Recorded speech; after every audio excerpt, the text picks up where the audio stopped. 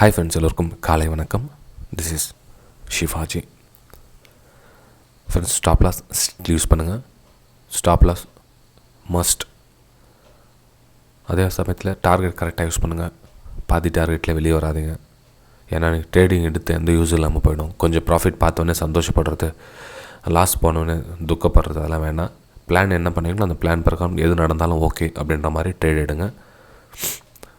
சரி friends, video போகிறதுக்கு முன்னாடி என்னுடைய சப்ஸ்கிரைபர்ஸ், வியூவர்ஸ், ஃப்ரெண்ட்ஸ் எல்லோருக்கும் என் மனமார்ந்த நன்றிகளை தெரிவிச்சுக்கிறேன். ஆஸ் யூஷுவல் நீங்கள் 200 லைக்ஸ் மேலே உங்களுடைய ஃபோக்கஸ் இருக்கட்டும். மிச்சப்படி மிச்சம் இருக்கிற என்னுடைய எஃபர்ட்டை நான் கொடுக்கறதுக்கு நான் மிஸ் பண்ண மாட்டேன். இது கிட்டத்தட்ட நம்ம 93வது எபிசோட் வந்துவிட்டோம். 93 அடுத்து இந்த 7 எபிசோடு நான் 100 எபிசோட் ரீச் பண்ணுவோம். அது உள்ள இந்த 200 லைக்ஸ் மேலே நீங்கள் ஃபோக்கஸ் வச்சுக்கோங்க போதும். அது ஜஸ்ட் உங்கள்கிட்ட நான் எதிர்பார்க்குறது அவ்வளோதான். நிஃப்டி 50 டே சார்ட் இது பார்த்தீங்கன்னா, இது ரெசிஸ்டன்ஸ் லைன் நான் போட்டிருக்கேங்க. அது ரெசிஸ்டன்ஸ் லைன். இது டே சார்ட்டோடைய ரெசிஸ்டன்ஸ் லைன். இந்த லைனுக்கு மேலே ப்ரைஸ் ட்ராவல் பண்ணால் நீங்கள் பையிங்கான ஒரு வாய்ப்பை எதிர்பார்க்கலாம். அதாவது இப்போ கூட பார்த்தீங்கன்னா இந்த கேண்டில் க்ளோசிங் வச்சுருக்காங்க. எப்போது முந்தினத்தைய கேண்டில் க்ளோசிங் வச்சுருக்காங்க. 17,800 அபோவ் க்ளோசிங் வச்சுச்சுன்னா மட்டும்தான் நம்ம பையிங்கான வாய்ப்பை தேடலாம். அதுக்குள்ளே நம்ம சேலிங்கான வாய்ப்பை தான் தேட முடியும். ஆல்ரெடி நான் நேற்று டெலிகிராம் சேனல், நம்ம ப்ரைம் டெலிகிராம் சேனலில் லைவ் மார்க்கெட்டில் என்னோடய வியூஸ் ஷேர் பண்ணி உங்களுக்கு எல்லாருக்கும் தெரியும்.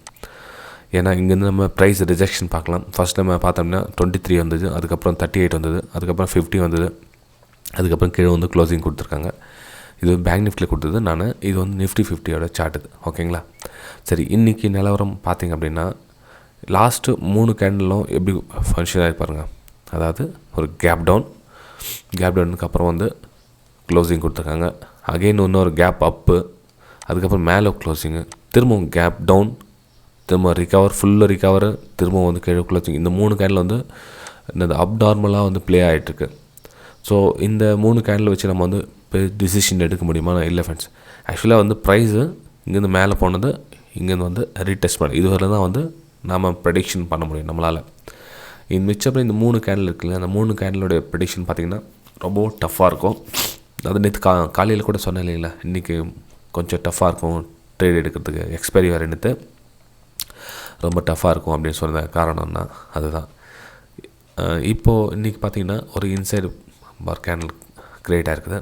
இன்சைடு பார் கேண்டில் க்ரியேட் ஆகுதுன்னா மேலே க்ளோசிங் கொடுத்துருக்காங்க, இங்கேருந்து ஓப்பனிங் ஆனது, இங்கே க்ளோசிங் வச்சுது, கேப் டவுனு, ப்ரைஸ் இங்கேருந்து ஓப்பன் ஆச்சு, மேலே போய்ட்டு இந்த ரெசிஸ்டன்ஸ் லைன் பிரேக் பண்ண ட்ரை பண்ணிட்டு திரும்ப கீழே வந்தது, கீழே இங்கே க்ளோசிங் ஆகிருக்கு. சரி, இப்போ என்ன டிசிஷன் நம்ம எடுக்கலாம் அப்படின்னா, இது பாருங்கள், இந்த ஏரியாவில் நீங்கள் எவ்வளோ தூரம் மேலே போனாலும் ப்ரைஸ் அகைன் கீழே வர ட்ரை பண்ணும். ஓகேங்களா? ஏன்னா ப்ரைஸ் இங்கே ரிஜெக்ட் பண்ணியிருக்காங்க பாருங்கள். ப்ரைஸு இங்கே மேலே போனாலுக்கு இங்கே கீழே வர ட்ரை பண்ணும். சரி, இந்த கீழே கட்டாச்சு நம்ம சேலிங் பண்ணால் அப்படி வாய்ப்பு எப்படி இருக்குது அப்படின்னா, எங்கேருந்து பையிங் ப்ரெஷர் கொடுத்துருக்காங்க பாருங்கள். ஆக்சுவலாக இங்கேருந்து பையிங் ப்ரெஷர் கொடுத்துருக்காங்க. 17,400 பையர்ஸ் இருக்காங்க இந்த இடத்துல.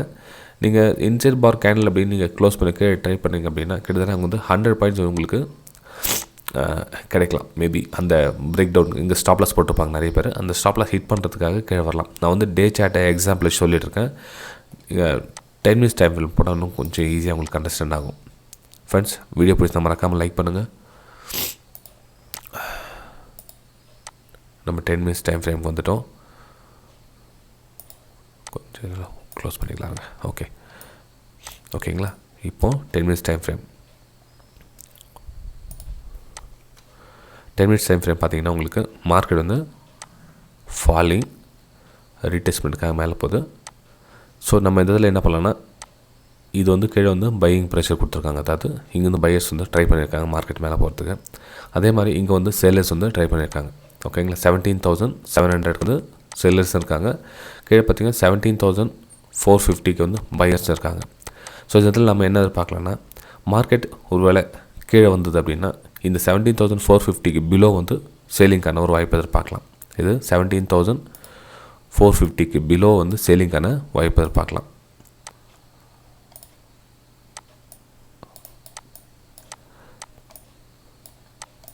$17,450 பிலோ வாய்ப்பு எதிர்பார்க்கலாம். எது வரலாம் ப்ரைஸ் நெக்ஸ்ட் மொமெண்டம் அப்படின்னா 17,350 வரலாம் ப்ரைஸ் வரும் ஃப்ரெண்ட்ஸ். அதாவது இந்த லெவல் கட் ஆச்சு அப்படின்னா இந்த பையர்ஸ் ட்ரை பண்ணாங்க இல்லைங்களா. ஸோ இந்த லெவல் கீழே கட் ஆகிடுச்சு அப்படின்னா நீங்கள் நெக்ஸ்ட் லெவல் பார்த்தீங்கன்னா 17,350 வரலும் ப்ரைஸ் வந்து நெக்ஸ்ட் மூவ்மெண்ட்டை பார்க்க. ஏன்னா இது வந்து உங்களுக்கு சப்போர்ட்டாக ஒர்க் ஆகும். இந்த ரேஷன்ஸ் இருக்குங்களா, அந்த ரேஷன்ஸ் வந்து சப்போர்ட்டாக ஒர்க் ஆகும். மேலே அப்பர் சைடு நீங்கள் பார்த்தீங்க அப்படின்னா இந்த லெவல் பிரேக் அவுட் ஆகிடுச்சு அப்படின்னா நெக்ஸ்ட்டு இந்த லெவல் பார்த்தீங்கன்னா நெக்ஸ்ட் வந்து 17,650 வரலும் மேலே ப்ரைஸ் உங்களுக்கு பார்க்கலாம். அதாவது இந்த ஜோன் இந்த ஜோன் வந்து ப்ரைஸ் வந்து கீழே ரிஜெக்ட் ஆகும். 17,650 அந்த ரேஞ்சு நீங்கள் ரேஷன்ஸாக தான் எடுத்துக்கலாம். ஏன்னா ஃப்ரைடே வர இன்றைக்கி கொஞ்சம் மூமெண்ட்டும் கொஞ்சம் கம்மியாக, ஆல்ரெடி 3 நாளாக ரொம்ப ஓவர் வாலட்டில் இருந்ததுனால வந்து இன்றைக்கி ப்ரைஸ் வந்து பெரிய மூமெண்டம் கொடுக்கும், நம்ம எதிர்பார்க்க முடியாது. ஸோ 17,650 அந்த ரேஞ்ச், அதாவது இந்த ரேஞ்சுக்குள்ளே ப்ரைஸ் வந்து மேலே அப்பர் சைட் மூமெண்டம் கொடுக்கலாம். ஓகேங்களா. ப்ரைஸ் இந்த ஜோனில் இருந்துச்சுன்னா கொஞ்சம் ட்ரேட் அவாய்ட் பண்ணிவிடுங்க. ஏன்னா ப்ரைஸ் வந்து சின்னதாக ஒரு லோ ஹை க்ரியேட் பண்ணியிருக்காங்க. ஸோ இந்த லெவல் கட் ஆச்சுன்னா நெக்ஸ்ட் இந்த லெவல் பாருங்கள், இல்லை இந்த லெவல் கட் ஆச்சுன்னா நெக்ஸ்ட் இந்த லெவல் பாருங்கள். ஒன்று இது சரி. இந்த லெவல் அகெயின் உங்களுக்கு கண்டினியூ ஒரு மறுபடியும் திரும்ப இன்னொரு வாலட்டிலிட்டி ஹை கேண்டில் கிரியேட் ஆகுது உங்களுக்கு அப்படின்னா என்ன பண்ணலான்னா இது பாருங்கள், திரும்ப மேலே எங்கே ரேஷன்ஸ் கொடுத்துருக்காங்க பாருங்கள். நெக்ஸ்ட்டு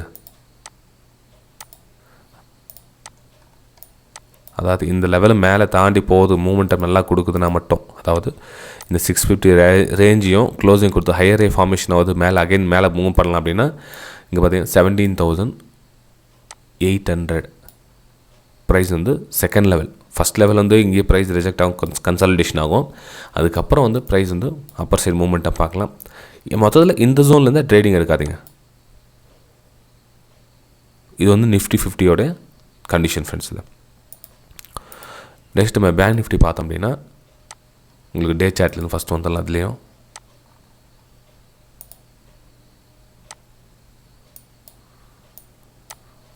பேங்க் நிஃப்டியில் டே சார்ட் ரேஷன்ஸ்லேருந்து ப்ரைஸ் ட்ராவல் ஆகிட்டு இருக்குது. ஆனால் நிஃப்டியை கம்பேர் பண்ணால் பேங்க் நிஃப்டி வந்து கொஞ்சம் புல்லிஷ்னஸ் காமிக்குது. அதாவது கேண்டில் அந்த லாங்குவேஜ் இப்போ சொல்கிறது புரிஞ்சுக்கிட்டாவே தெரியும். நான் மேலே தான் போகிறேன் அப்படின்ற மாதிரி ஒரு பேங்க் நிஃப்டியோட பிஹேவியர் காமிக்குது. இங்கே பார்த்தீங்கன்னா உங்களுக்கு கேப் டவுன் ஆச்சு, சரி ஓகே, அகைன் கேப்பை ஃபுல் ரிகவர், திரும்பவும் கேப் டவுன், திரும்பவும் ரிகவர். ஓகே பாருங்கள், கேப் டவுன் ஆச்சுங்க, கேப் அப்பு, ஷார்ப்பு, திரும்ப கேப் டவுன், திரும்ப ரிகவர். இந்த கேண்டில் என்ன லாங்குவேஜ் சொல்லுதுன்னா நான் மேலே தான் போகிறேன் அப்படின்ற மாதிரி ஃபுல்லாக அவங்களுடைய பவர் காமிக்கிறாங்க. ஸோ இன்றைக்கி நம்ம பேங்க் நிஃப்டியில் பார்த்தீங்கன்னா பை சைடே இருப்போம், சேல் சைடு வந்து கொஞ்சம் அவாய்ட் பண்ணுவோம். ஏன்னா வந்து சேல்ஸ் வீக்னஸ் எதுவும் காமிக்கல அவங்க பேங்க் நிஃப்டியில் சரி பேங்க் நிஃப்டியில் வந்து வீக்னஸ் எதுவும் காமிக்கல அவங்க. நம்ம ஷார்ட் டைம் ஃப்ரேமுக்கு போயிடலாங்க.